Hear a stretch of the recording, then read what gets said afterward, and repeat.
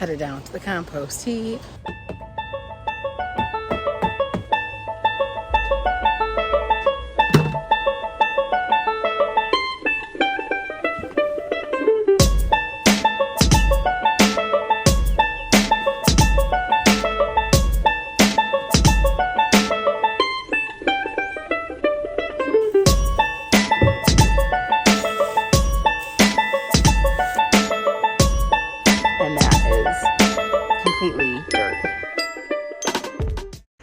Okay, so the first thing we did was build a compost. We built that last year. That's like the only thing that we really did to the property.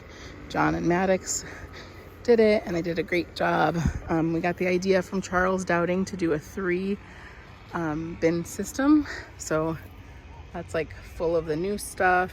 There's dead wood in there and stuff that died back from last year, and then our food scraps, and then the lawn mowing scraps.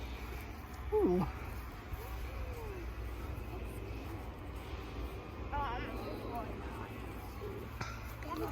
This is the stuff we turned over from last year, so that was at that height when we turned it, or when we started it, and then it shrunk down. And then this is stuff that's done, so hopefully we'll be able to use that. I wanted to show you a few of the things that we compost from the house. So any plant trimmings. This plant is like a climbing plant, and I just cut a bunch of little pieces off to make little starts, because I just want the plant to stay nice and tidy. I don't want it to like trellis all around our whole house.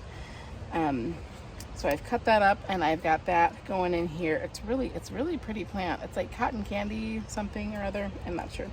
Anyways, any fruits and vegetables, make sure you take the stickers off. But we just toss all of our fruit scraps in here, vegetable scraps as well. Here's like part of a tomato that was kind of icky that I cut off.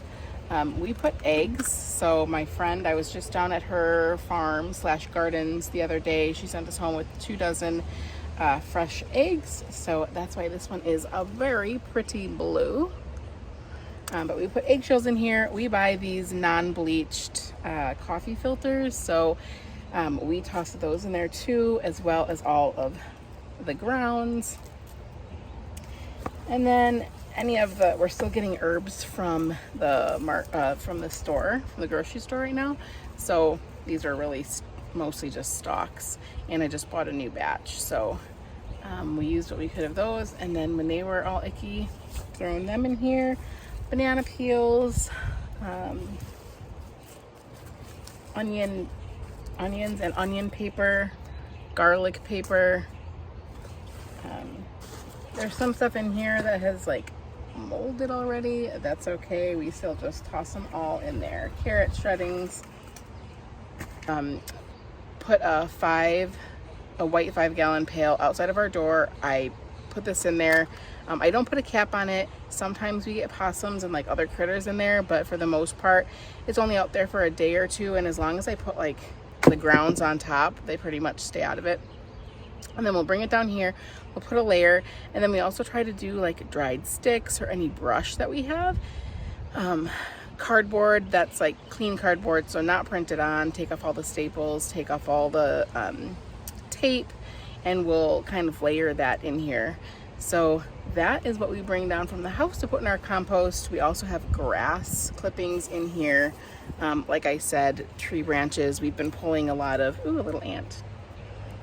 We've been pulling a lot of stuff in the garden beds. We also put weed seeds and everything.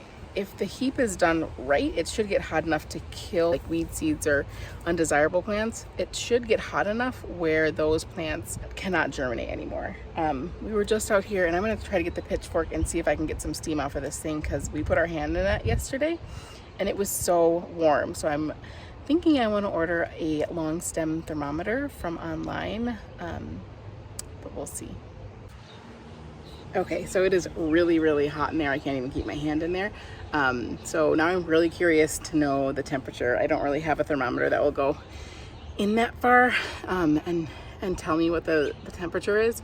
So maybe I'll have to do a little online shopping tonight and see if we can't get that. I know that it can get too hot, and then it can, yeah, kill those beneficial microbials and soil bugs and things that are the whole point of composting. So we want to create those, not kill them. So I know that there's a too hot point. I just don't know what that is.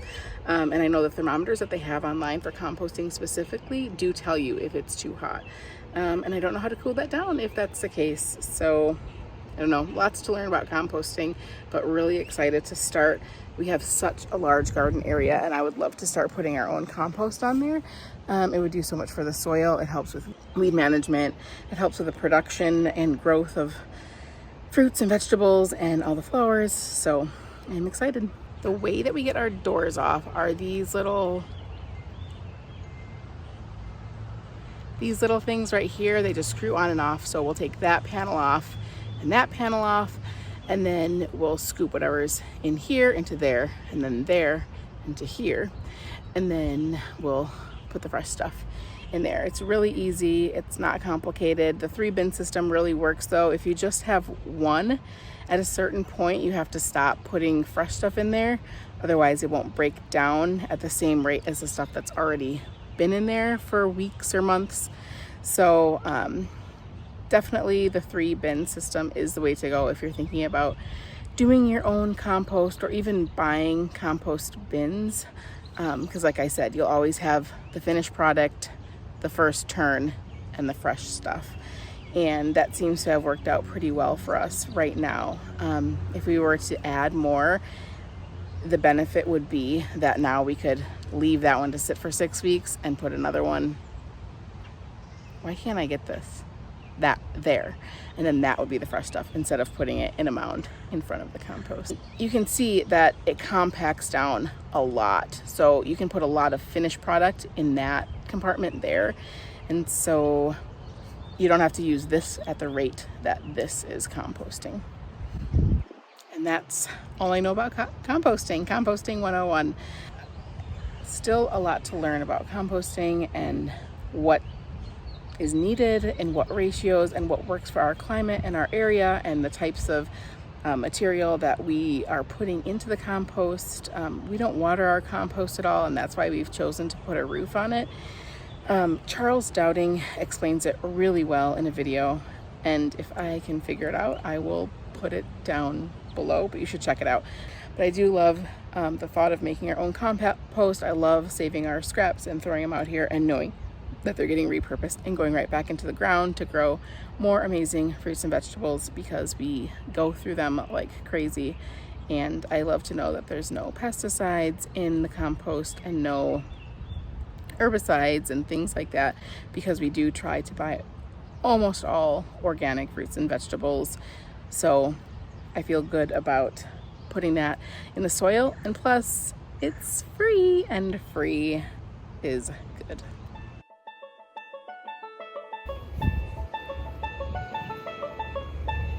John built this last year just with 2x4s and 4x4s and some OSB, and then on top there's a tin roof, and I'm not exactly sure if that has a specific name, but 3 compartments, super easy. Took them just a couple of days. Pretty sturdy. We didn't cement it down into the ground or anything, just put it down about 18 inches or so. And yeah, so far so good.